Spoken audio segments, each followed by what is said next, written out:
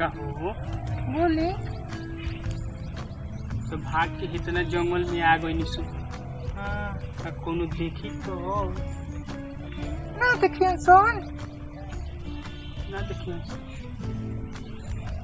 गहना लेके आयल बड़ी अपनी सफार के चल तब हमनी के ठीक बा वही में 2-4 दिन खाई जाई।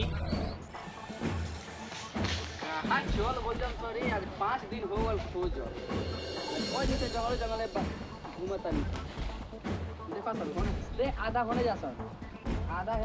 जन बचत तो ना हला पीछे होता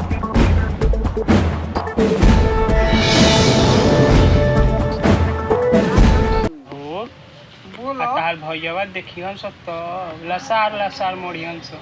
ना देखिए सोन ना देखियन। ना अच्छा गाना गुड़िया ले आइल बा। हाँ गहना बाटे गुड़िया नहीं खे गुड़िया नहीं ना चलो गहना में ढेर मांगे बे। एती पैसा वैसा ले आइल बा। पैसा लियल बनी वैसा का होला। अच्छा वैसा धरैया से तब बुझाई वैसा का। चल ढेर देरी बैठनी सो गाड़ियों के टाइम भैया भग भग भग भग ए हो से बारन सरे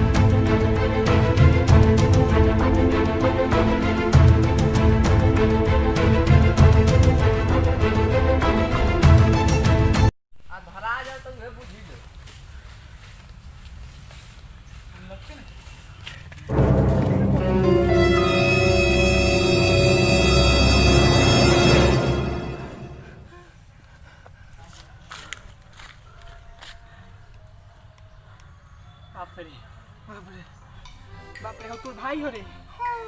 बुझाता ऊख के खेत में ऊख काटे जा होते दाग ले ले बारे बाबू तो धोली तो हमरा के खोसी खानी छीन ले कोनी अगिते मोता अब हमरो के पेरा में अच्छा छोड़ हो 1200 के नहीं होते चल एगो चुमा देना रुक छोड़ देन बाबू मुआ देहन सो अभी छन्नी के मुआ हो फली लगा बता चुमा चाहिए चल भाग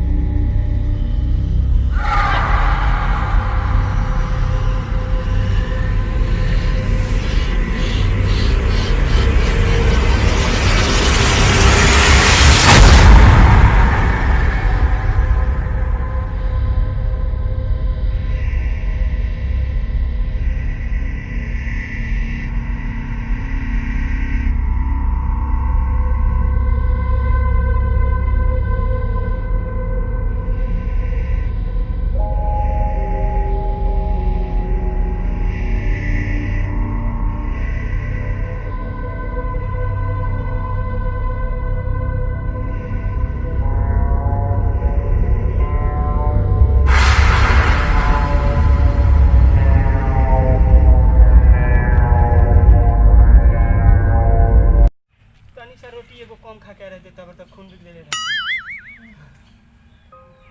लुका दे तोरा के कब से मारा थी चल जो घर चल जो ना तोहरे जोड़ जान चल चलिए चल बाप रे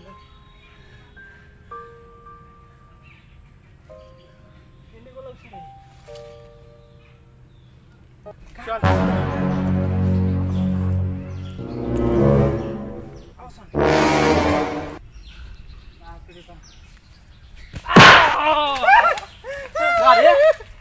बारात से भगैले बाड़ी बारात से भगैले बाड़ी अकेला ही भाई कहाँ लेके ते भगबे बोल बोलबे ते तो होने हट ते बता ते यहाँ से पड़ी आवे हाँ ते हाँ ते आज 8 दिन हो गल बिना खइले पियले हैं ते हमरा माल के लीजिए अपना देह में दम हो गए ओकरो के आज घर ले जाते ओकरो के आज बतावल जाई ते लीजिए हमरा माल हाँ ते लीजिए ते लीजिए मुंगा दे हम अरे। अकेले ते लीजिए मरत अरे रुक रुक रुक हम का